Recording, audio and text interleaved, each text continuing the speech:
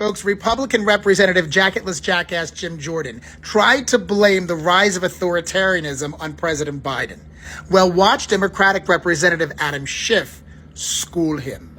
I did want to respond to my colleague on the other side of the aisle who asked the question, why is there an increase in totalitarianism and a rise of strongman dictators around the world? And his suggestion was, well, this is because we have a Democrat as president.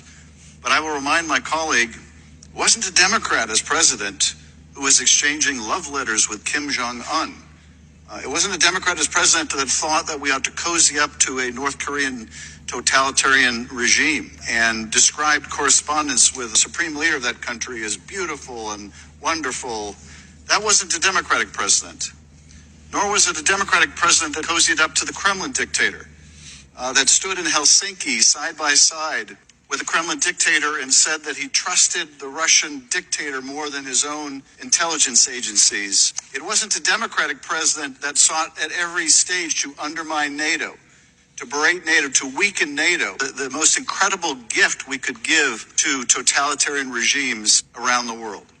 It wasn't a Democratic president that so frayed and often tore apart our alliances with other countries. It made it politically less than viable even to be associated with the presidency of the United States. That was a Republican president. It was under the last administration that we saw this rise of the autocrat, and those autocrats were embraced, whether they were autocrats like Bolsonaro in Brazil or Duterte in the Philippines or Vladimir Putin in Moscow. It's important to be reminded of how terrible those 4 years were with a criminal as our president. Thankfully, we have Democratic representatives like Adam Schiff who remember. Please continue to vote out corrupt, hateful, and hurtful Republicans by continuing to vote blue.